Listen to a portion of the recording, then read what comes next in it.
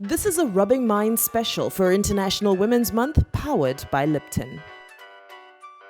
Patience Ozokwor is the actor's actor. Her name is so popular among many generations of Nigerians, and her interpretation of her roles have gotten her both stigmatized and stand simultaneously. She's been awarded numerous times. In 2012 and 2013, she won Best Supporting Actor at the African Movie Academy Award. Mama G isn't slowing down anytime soon. On this Rubbing Minds International Women's Month special, we speak to Mama G on her journey to where she is now. Lipton is raising a mug to her. Wow, what an absolute honor. It's so nice to finally meet you in person, Ma. I grew up watching you on TV. So when I was told that I was going to interview you, I just kept saying to myself, I get to meet Mama G. Don't make me feel I'm too old. You look amazing, and it kind of shows that you've been in this game for a while. You started very young. Very early. So tell me a little bit about that experience and what even, made you decide that you wanted to go into entertainment? Because you wear so many different hats. Actually, from childhood, a lot of people say, I started acting when I was small. No, I found myself doing what I'm doing, even when I'm with my family. So it wasn't difficult for them to accept me as an actor when they discovered I had interest. So I didn't have a lot of people fighting me not to go. Then it was a taboo for women to come out then. That was why you find a lot of people who, some women who started early.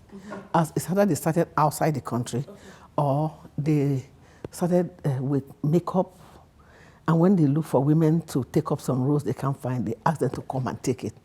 And from there, they became stars and abandoned the makeup or costume they came to do and started doing that. So they were actually the people that laid the foundation and then encouraged us women, others, to come out.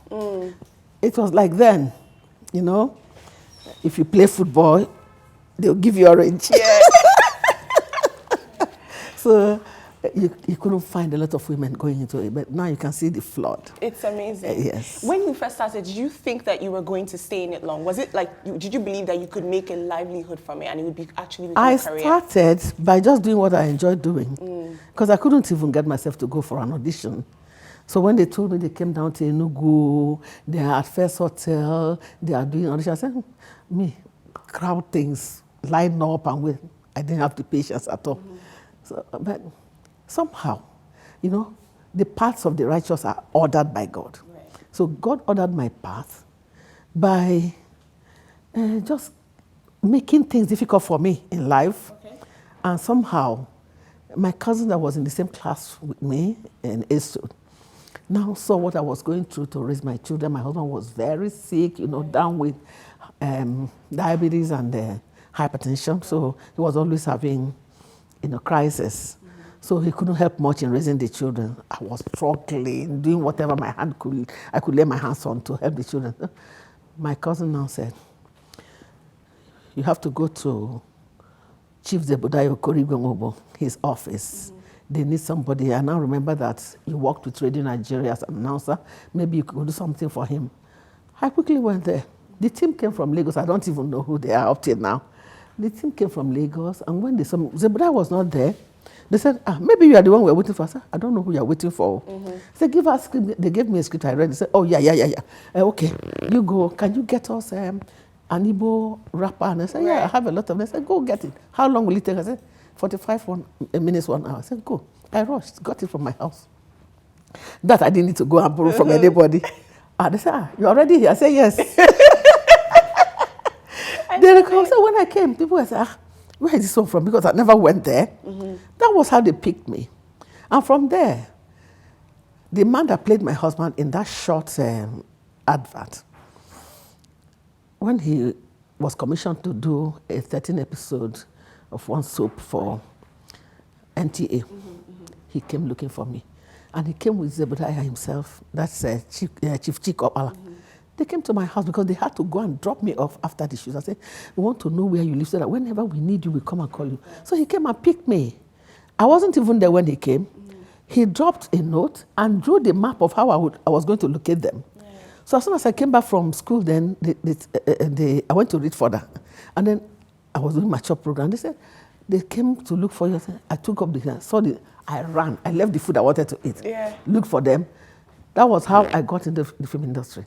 Everybody, this is lovely. Where have you been? I said, I've been in my house. You know, I mean, it's one of the things where it just came so naturally to you. And, you know, the minute you got on screen, everyone wanted to have a piece I didn't even know there was anything like stand-up. Because on radio, you just do what you can, you know.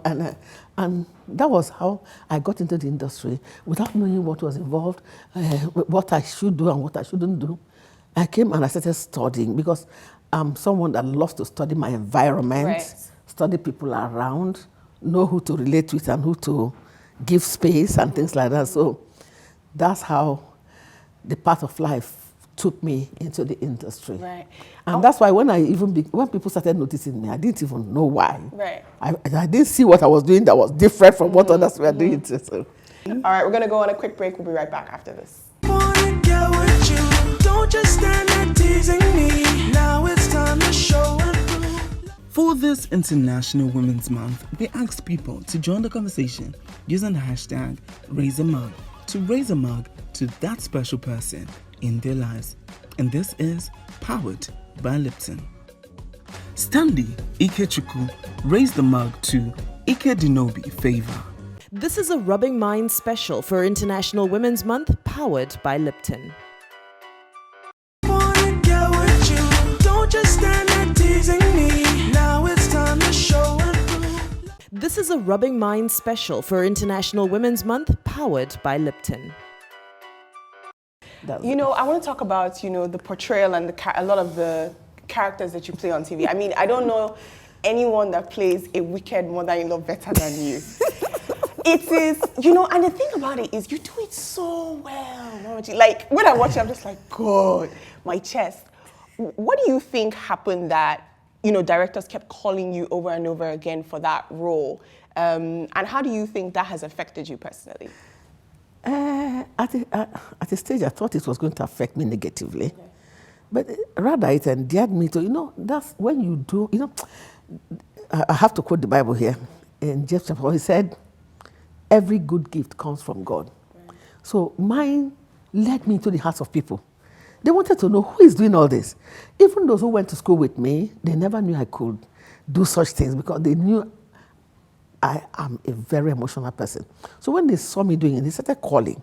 Patience, I can't believe this. So I have to tell people that you're not like that, too. Yeah. You know? They became my advocate, you know. So I think the thing comes from inside.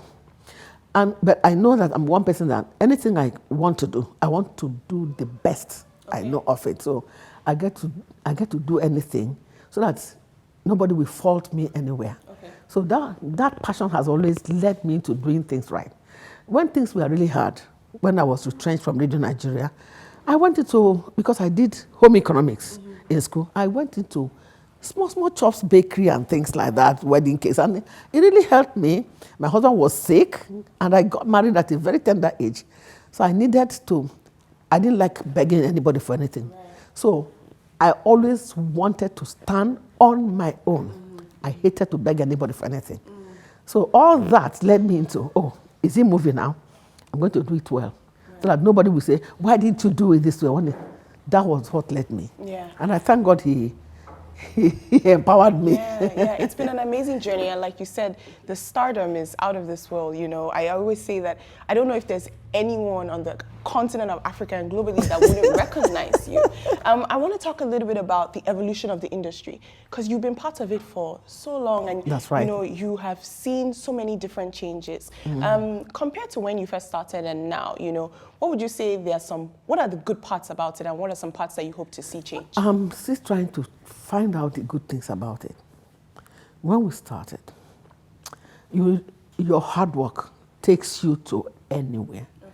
But this time, it's even difficult for people to give you opportunity to show what you can do. Everything's all about money, money, money, money. Some who are even good, they price themselves out of market. But in our own case, we didn't bother about money. We didn't even know there was so much money in the industry. But we just did what we enjoyed doing. You don't go for an audition and they give you a role and then you didn't do it because they didn't pay you enough. No. For the fact that you were giving that role gives you power to showcase what you can. And me, I believe from the onset, when I saw the typical, I learned the industry, what is there and what shouldn't be there. And I knew there were things that you look out for, stardom and finance. I knew that if I pursued finance from early experiences I had, if you pursue finance, it gets to a point and it stops because nothing backs it up from outside. But if you get stardom, it will carry you on, the finance will come on its own, and you will be placed there, and by the goodwill of people who watch your movies, you will be there. Even if I don't do movies now for 6 months, I'm not coming back as a new face. I'm still coming back as Patience or Mama G. G for General. Mama G, you're actually a vibe. You're just a mood. So in your opinion, you feel like actors need to do it for the craft? Yes. Okay. These Do days, you feel like, because I had a conversation earlier, I had a conversation on another episode with Joke Silva, Auntie Joke, and she talked about how... my senior. Yeah, she said that, she feels like the industry does not respect the actors as much in terms of valuing them. What are your thoughts on that? Because, you're saying that actors should do it for the craft and not for the money. Yes. Yeah. Yeah. They have really brought us down to a level where I can't go. And I think part of the reason is from us. Okay. Because if they give me a role to play and they know that Patience will do well on that role, and I reject it because they're not paying me much, somebody else will go for less and take it up. This is what is killing the industry. I see what you're saying. But if you give it to me, for the fact that you know that I'm going to play well on this role, you that is giving me the job won't even look at how much you're paying me. Because entertainment is unquantifiable. Right. It's like going to the market now. You find tomatoes, broken ones, and you find the fresh one. Because of money, you go for the broken ones. You are bound to catch disease from those ones. But the fresh one would have taken you to a healthy life. So that is what it is. If you abandon an actor because of the money, you could just go on, talk yourself into bringing the actor because you had him or her in mind before, while writing the script even. Right. That person is bound to give you what you want. And when the movie comes out, all the stress about money and working, all the stress would happen for you. It's like somebody who is in labor pain. As soon as you have your baby, you forget the pains. So the outcome of the movie, because you use the right person, will make you forget the pain of shooting and producing. Yeah. I understand what you're saying. I want to talk about the kind of roles that you're choosing now. Because I've seen there's a lot of diversity, you're doing a lot more comedy as well.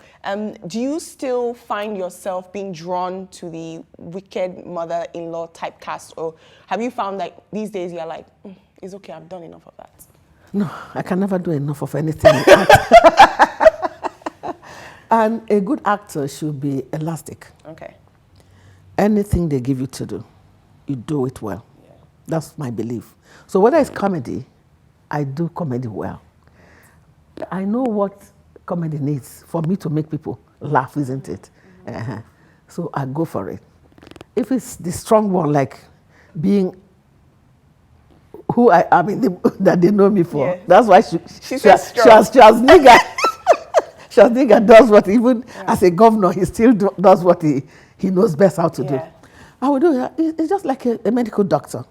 You measure in gynecology. That doesn't stop you from treating children at some point. So measuring in wickedness in others does not mean that I cannot do others, because I'm elastic by God's grace. Right, and you're an actor. It's not who you are. Yes. Fundamentally. Yes. What kind of advice would you give? Because, I find it very fascinating, your perspective on the industry. What kind of advice would you give to the newer actors?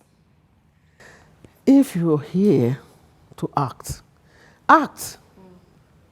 Don't run lines. Lines are there for you to guide you so that you will not deviate from the storyline. But do the act. The writer has done his own. Find out the mind of the writer and then bring it out and even add more to it. Because if I give you a goosey to cook a goosey soup, that's not enough. You need oil. You need all the spices and things like that. And even meat. So you, as an actor, it is for you to now add those things to make the egusi soup come out fine. Yeah. So my role must be delivered in such a way that nobody else can give better than what I have given. Right.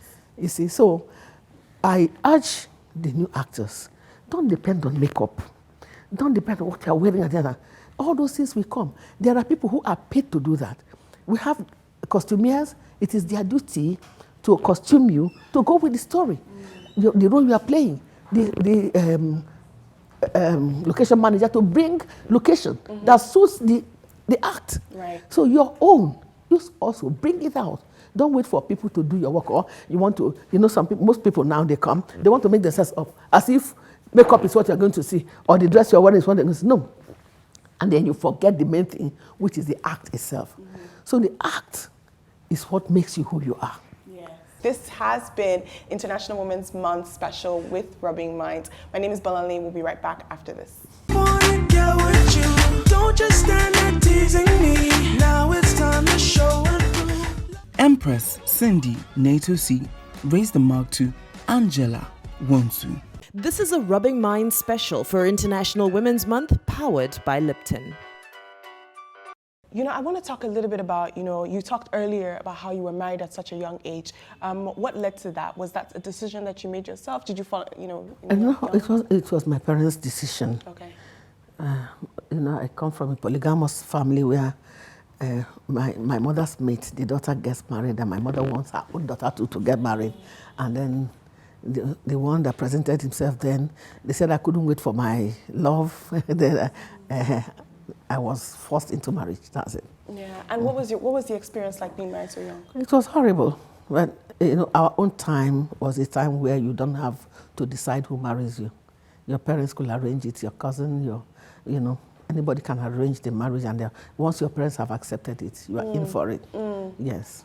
Was it an experience where you grew into loving your husband, or would you say it was more of just a companionship?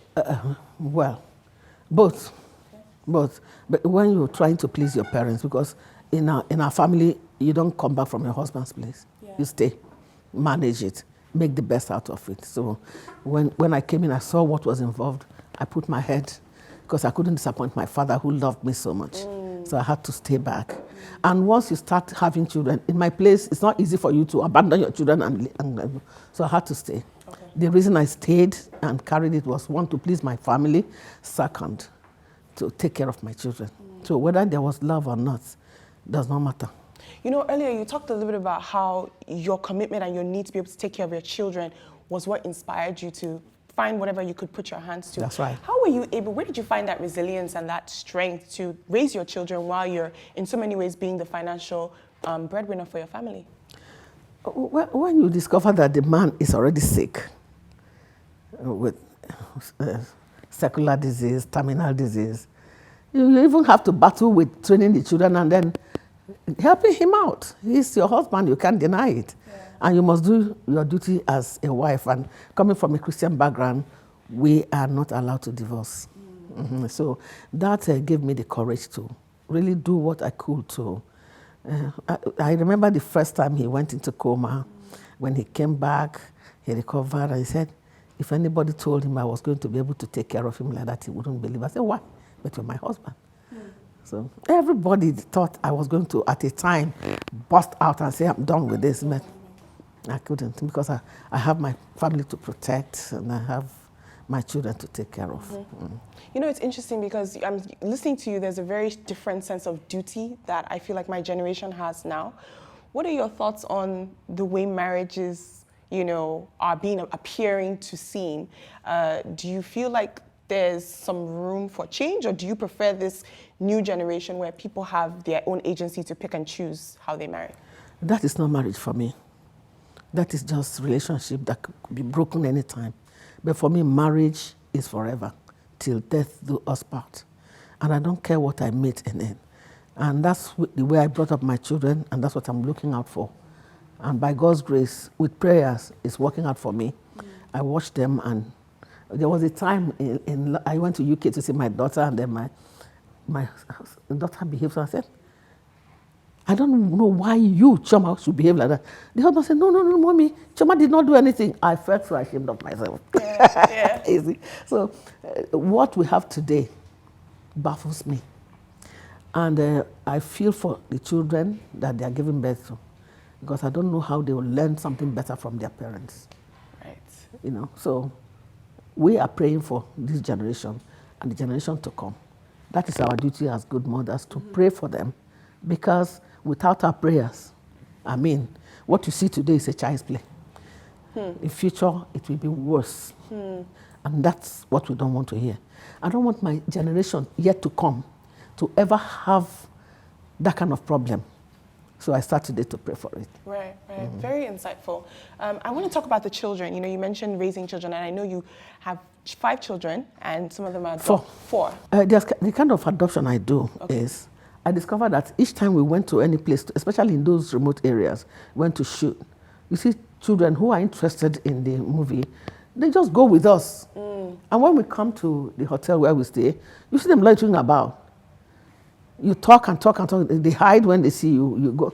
The next thing you hear that one of them is pregnant, and I'll make sure that they don't abort those children. So when I pick them up, I take care of them until they give birth. When these children grow up, you can take your child and go. So it's not like proper adoption. Right. Their mothers stay, and I take care of them. And then when they want to go, they go.